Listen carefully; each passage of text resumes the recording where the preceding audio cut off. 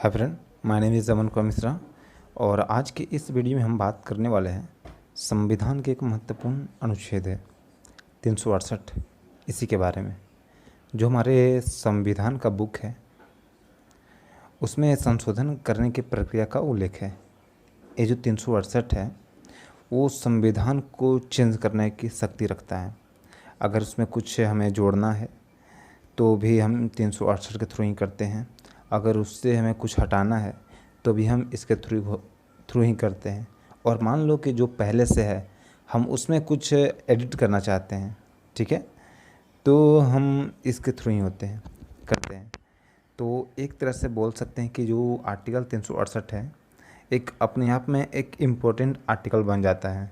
जिससे अगर हम यूपीएससी के एग्ज़ाम देते हैं, स्टेट पीएससी का हो गया उसका एग्ज़ाम देते हैं, तो इस तरह के एग्ज़ाम में आर्टिकल 368 से एक तरह से मतलब अच्छा क्वेश्चन बन जाता है। तो उम्मीद एक तरह से हो जाता है कि इस तरह के प्रश्न आ जाएंगे। और बहुत से ऐसे एग्ज़ाम हैं जिसमें इस तरह के प्रश्न आ चुके हैं।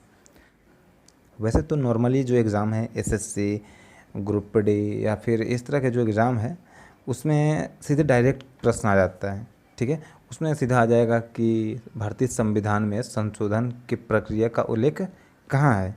तो आपका आंसर होना चाहिए आर्टिकल 368।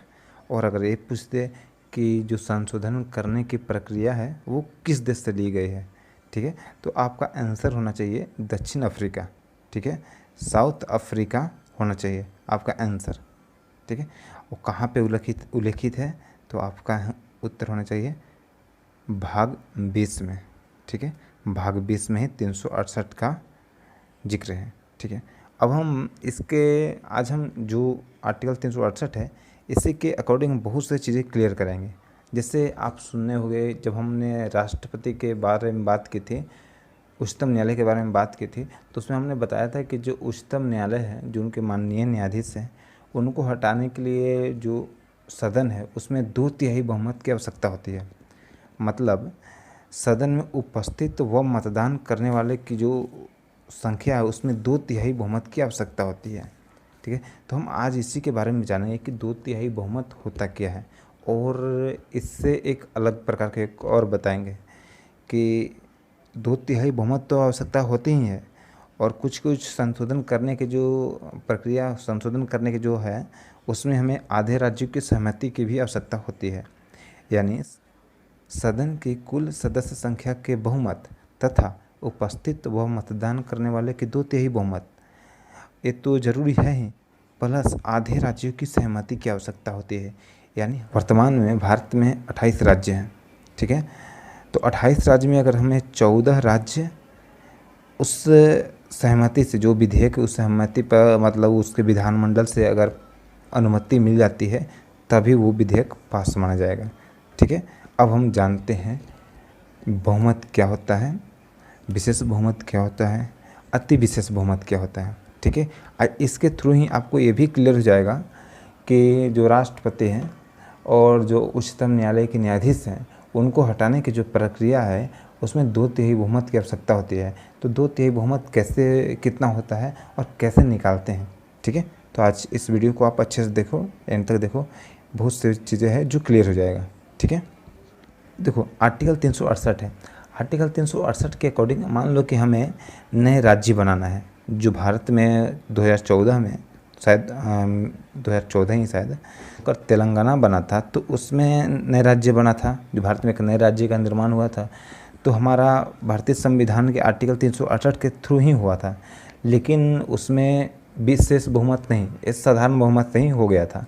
देखो विशेष बहुमत तब होता है जब मतलब अदर राज्य जो सारे हमारे संघ हैं, जो जितने भी हमारे स्टेट हैं उन सबसे संबंधित हो, उनका उसमें हित जुड़ा हो, तब मतलब हम विशेष बहुमत का ही उपयोग करते हैं। कहीं ना कहीं इन लोगों पे भी इफेक्ट होता है, तो इसलिए हम विशेष बहुमत। लेकिन अगर हम देखते हैं किसी एक पार्टिकुलर प्लेस को, पार्टिकुलर राज्य के लिए है, तो हमें साधारण बहुमत की आवश्यकता होती है। अब देखो नए राज्यों के निर्माण, अब नए राज्यों के निर्माण जिससे हो रहा है अदर स्टेट को उससे कोई लेना देना है नहीं, ठीक है। तो इसके लिए बस केवल समर्थन की आवश्यकता होती है। इसमें साधारण बहुमत की हम लोग अब यूज़ करते हैं, प्रयोग करते हैं साधारण बहुमत के। अब देखो इसको क्लियर करना, साधारण बहुमत होता क्या है? मान लो कि लोकसभा है, लोकसभा, इसमें कोई बिल रखा गया और बिल रखा गया तो लोकसभा में टोटल कितने मेंबर होते हैं? 545, ठीक है, 545 मेंबर होते हैं। तो मान लो 545 मेंबर में जो आंग्ल भारतीय हैं हम उनको हटा देते हैं, ठीक है, तो यानी 543 543 हम ले लेते हैं। 543 में अगर 272 लोग, आधे से एक अधिक हमने बोला, 272 लोग, ठीक है, 272 लोग अगर उस बिल पर हामी भर देते हैं, हाँ उनका परमिशन आ जाता है, तो ये बिल पास माना जाएगा। फिर से समझना, मान लो ये लोकसभा है, इसमें कोई बिल रखा गया, इसमें मेंबर है कितने? 543 लोग, 543 लोग, ठीक है। अगर ये 543 लोग में से आधे से एक अधिक लोग, यानी 1/2 प्लस 1, 543/2 प्लस 1 आपका हो जाएगा 272, ठीक है।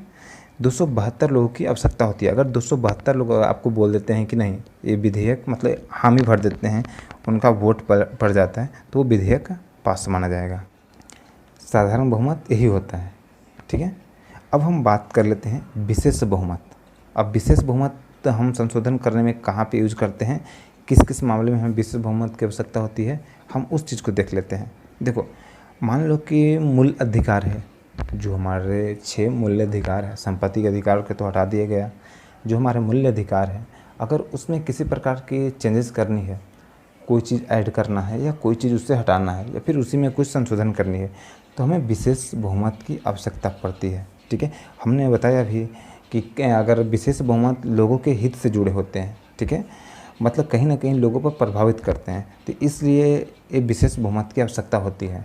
तो विशेष बहुमत में क्या होता है, अगर मान लो कि हम मौलिक अधिकारों के बारे में अगर हम संशोधन करना चाहते हैं, या फिर क्या बोलते हैं DPSP है, director principle of state policy, अगर उसमें हम किसी प्रकार के चेंजेस करना चाहते हैं, तो हमें इस तरह के जो चेंजेस है, इस तरह के आर्टिकल में अगर हम चेंजेस करना चाहते हैं, तो हमें क्या विशेष बहुमत की आवश्यकता होती है। अब विशेष बहुमत क्या होता है, हम इसके बारे में आपको बताते हैं। देखो, विशेष बहुमत का मतलब है, विशेष बहुमत का ऐसे तो परिभाषा लिखा हुआ है जो हमारे संविधान है, उसमें लिखा हुआ है कि सदन की कुल सदस्य संख्या के बहुमत तथा उपस्थित व मतदान करने वालों की 2/3 बहुमत द्वारा अगर कोई विधेयक पास हो जाता है तो वो विधेयक पास माना जाएगा। अब इसका मतलब समझना, देखो 2/3 बहुमत, 2/3 बहुमत हम कैसे निकालते हैं, 2/3 बहुमत की बात बोल रहा है। 543 लोग लोकसभा मेंबर हैं। अब इसमें से हम इसका 2/3 अगर हम निकालते हैं तो 2/3 कितना होगा, अब 500 गुना 2 करो, बाई 3 कर दो, कर लो, तो आंसर कितना आएगा, 362 आ जाएगा, समझे। तो 543 का 2/3 बहुमत कितना आएगा, 362 होगा। इस बात को आप ध्यान रखना। अब 562 लोग यानी उसका लगभग 66% वोट हो जाता है। मान लो कि जो लोकसभा है उसमें 543 लोगों में से अगर 66.6% अगर लोग वोट दे देते हैं तो वो विधेयक का विशेष बहुमत द्वारा पास माना जाएगा। आई होप मेरी बात को आप समझ रहे होंगे, ठीक है। अब किस किस मामले में, तो हमने आपको बताया भी कि जो मूल अधिकार है, नीति निर्देशक तत्व हो गए हैं, मूल अधिकार हैं, नीति निर्देशक तत्व जो DPSP कहलाते हैं, और जो महाभियोग लाने की जो प्रक्रिया है, जो उच्चतम न्यायालय के बारे में, वैसे महाभियोग शब्द का जिक्र संविधान में नहीं है, लेकिन हमारे राष्ट्रपति के बारे में है। राष्ट्रपति के महाभियोग लाने की प्रक्रिया में जो वोटिंग होती है उसमें 2/3 बहुमत की ही आवश्यकता होती है। इसी प्रकार के बहुमत से ही वो विधेयक पास होता है, ठीक है। अब हम आते हैं अति विशिष्ट बहुमत के बारे में। अति विशेष बहुमत का हम कब यूज करते हैं, देखो अति विशेष बहुमत एक इम्पोर्टेंट है। इसको समझने के लिए आपको ये दोनों का कॉन्सेप्ट क्लियर होनी चाहिए। ये भी इम्पोर्टेंट है। देखो, इसका हम यूज़ कब करते हैं।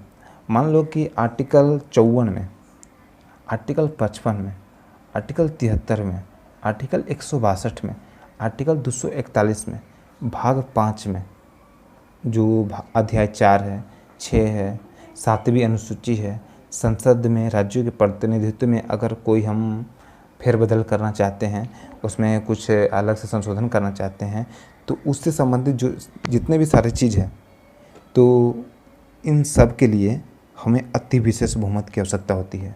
मान लो कि जो उच्च न्यायालय है, कार्यपालिका और न्यायपालिका, इन दोनों के शक्तियों में अगर हम बंटवारा करना चाहते हैं, कुछ मतलब ऐड करना चाहते हैं या कुछ हटाना चाहते हैं, तो हमें अति विशेष बहुमत की आवश्यकता पड़ती है। अब अति विशेष बहुमत कितना होता है और कैसे होता है, इसके बारे में हम आपको बताते हैं। देखो, यहाँ लिखा विशेष बहुमत, तो आप समझ गए होंगे। आई होप विशेष बहुमत आप समझ गए। टोटल 543 मेंबर, इसका अति विशेष बहुमत कितना होता है। अति विशेष मतलब 2/3 बहुमत तो आपको लाना ही है। 543 का 2/3 बहुमत लगभग 362 होगा। 362 प्लस आधे राज्यों के जो विधानमंडल है उसकी सहमति भी होनी आवश्यक है, तभी वो विधेयक अति विशेष बहुमत द्वारा पास मानी जाएगी। ठीक है, मतलब 66% लोगों के समर्थन होना चाहिए वो लोकसभा में। ठीक है, हम एज एग्जाम्पल मान रहे हैं लोकसभा, वैसे राज्यसभा सदन संसद का एक पार्ट है। लोकसभा, राज्यसभा और राष्ट्रपति संसद का अभिन्न अंग है। ठीक है, तो हम एज एग्जाम्पल लोकसभा को हम ले रहे हैं। 362 प्लस आधे राज्यों की सहमति, आधे राज्यों के जो विधानमंडल है, अगर आपको वहाँ से सहमति मिल जाती है तो वो विधेयक अति विशेष बहुमत द्वारा पास मानी जाएगी। ठीक है, हमने बताया कि जो आर्टिकल 54 है, 55 है, 73 है, 162 है, इस तरह के जो आर्टिकल है उसमें अगर संशोधन करना है, क्योंकि ये सारे कहीं ना कहीं हमारे क्या बोलते हैं जो नीति निर्देशक तत्व है और ये जितने भी मौलिक अधिकार है, इस तरह सारे चीज़ों से मतलब मिलकर बने हैं और इन कहीं ना कहीं इन सब का इससे रिलेशन है। देखो कैसे, मान लो कि आर्टिकल 54 है जो राष्ट्रपति से संबंधित है। ठीक है, तो अगर राष्ट्रपति से संबंधित अगर कोई चीज़ हम उसमें फेरबदल करना चाहते हैं तो भारत के राष्ट्रपति हैं, न कि किसी एक खास जगह का या फिर कुछ ऐसे का। तो उसमें भारत में चाहिए कि हर व्यक्ति से मतलब हर राज्य से उसका समर्थन हो, लेकिन हर राज्य से ना करके आधे राज्यों के ही सहमति की हुई है। ठीक है, तो अगर 14 हमारे देश में 28 राज्य हैं तो उसमें 14 राज्य अगर उस बिल पर समर्थन दे देते हैं तो विधेयक पास माना जाएगा। ठीक है, आई होप कि आप साधारण बहुमत या फिर विशेष बहुमत, अति विशेष बहुमत के बारे में सारा चीज़ें क्लियर हो गया होगा। ठीक है,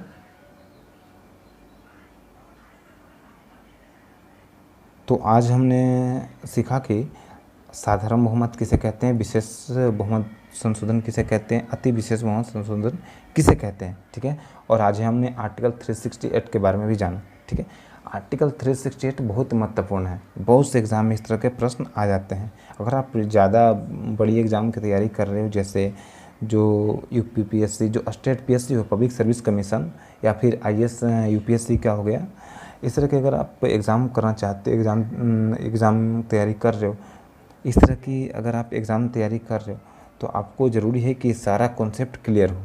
ठीक है, तो मिलते हैं नेक्स्ट वीडियो में। धन्यवाद।